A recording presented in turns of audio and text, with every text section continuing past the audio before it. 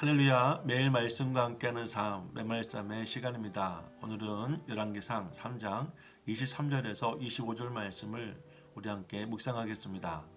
왕이 이르되 이 여자는 말하기를 산 것은 내 아들이요 죽은 것은 내 아들이라 하고, 저 여자는 말하기를 아니라 죽은 것이 내 아들이요 산 것이 내 아들이라 하는도다 하고, 또 이르되 칼을 내게로 가져오라 하니 칼을 왕 앞으로 가져온지라. 왕이 이르되 산 아이를 둘로 나누어 반은 이 여자에게 주고 반은 저 여자에게 주라. 16절부터 시작되어지는 본문의 말씀은 지혜의 왕 솔로몬의 대표적인 재판 이야기입니다. 오늘 본문 말씀을 통해 두 가지 주제를 함께 묵상하겠습니다. 첫 번째는 두 여인의 고소 사건을 통해 고난 중에 드러나는 인본주의적 인간관계의 실체를 살펴보겠습니다. 두 여인은 그들 중 한 여인의 아기가 죽는 사고가 발생하기 전까지 서로 처지가 같았기 때문에 한 집에 살았고 3일 차이로 아이를 낳을 만큼 각별한 관계였음을 알 수 있습니다. 그런데 한 여인이 잠을 자는 중에 자신이 낳은 아이를 눌러 그만 그 아이가 죽게 됩니다. 사건은 거기에서 끝나지 않았습니다. 죽은 자기 아이를 옆에서 자고 있는 친구의 아이와 바꿔놓고 친구의 아기를 지금 자기의 아기라고 우기고 있습니다. 이 여인은 지금 사악한 인간의 본성을 우리에게 보여주고 있습니다. 한편 솔로몬 왕에게 억울함을 호소하는 다른 여인은 아침에 일어나 보니 아이의 몸은 싸늘하게 식어 있었고 죽은 아이의 얼굴을 보니 자신의 아이가 아니었음을 알게 되었습니다. 지금처럼 유전자 검사를 할 수 있었던 시대가 아니었기 때문에 결국 두 여인은 솔로몬 왕을 찾아가 친자 소송을 하게 된 것입니다. 여기서 인본주의적 인간관계의 한계를 보게 됩니다.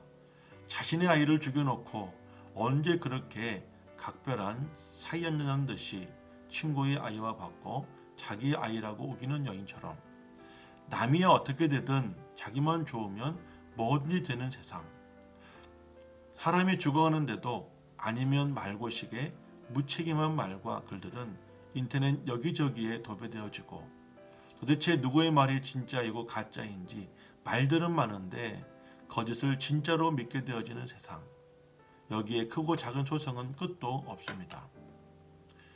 예수님께서 요한복음 13장 34절과 35절에 이제 내가 너희에게 새 계명을 주노니 서로 사랑하라. 내가 너희를 사랑한 것 같이 너희도 서로 사랑하라.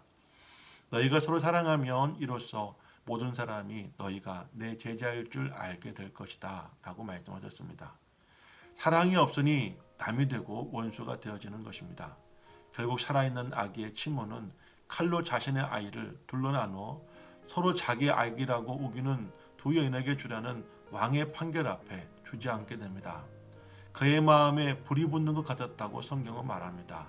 그래서 죽이지 말고 친구에게 주라고 절규합니다. 사랑이 없는 인본주의적 인간관계는 내가 상실하고 내가 슬프고 내가 고통스러우니 지금 친구가 아닌 누구라도 산 아이를 죽여서 그 고통을 나누려 하지만 신분주의적 인간관계의 중심에는 불과 같은 사랑이 있습니다.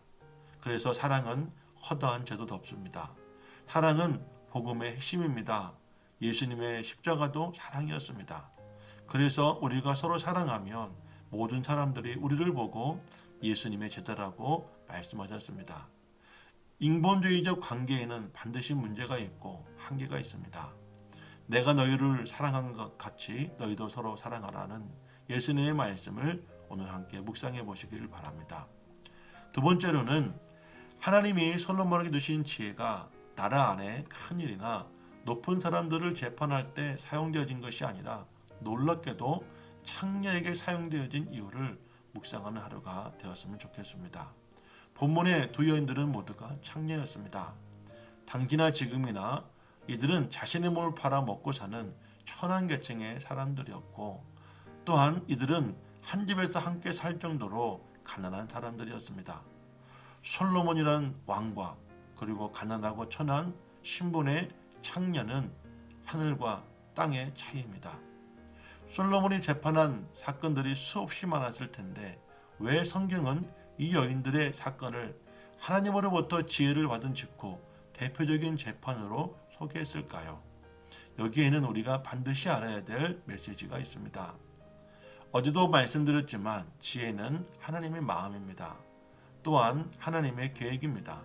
결국 하나님의 마음과 계획은 모두가 인정하는 천하고 가난한 사람에게 있다는 것을 여기서도 말씀하고 있습니다.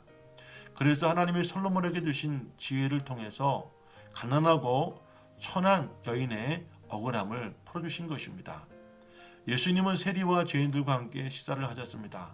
가늠하다 잡혀온 창녀에게도 사랑으로 위로해 주셨고 돌려보내셨습니다.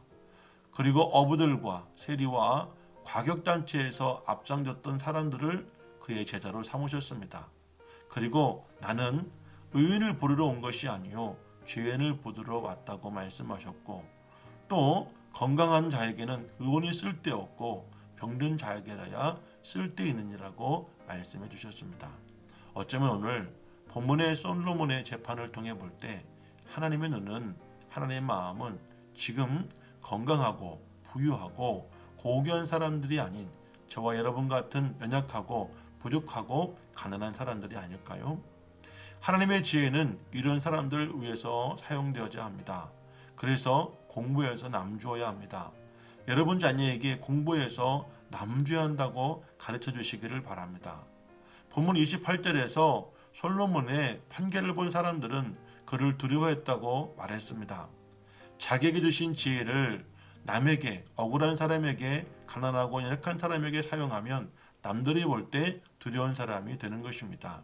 이것이 복음이고 이것이 메시지입니다. 오늘은 두 가지를 묵상해 보겠습니다. 여러분들은 불같은 사랑을 하고 계십니까? 그리고 여러분들은 지혜를 무엇을 위해 사용하고 계십니까? 자신을 위해서입니까? 아니면 가난하고 연약한 이웃을 위해서입니까?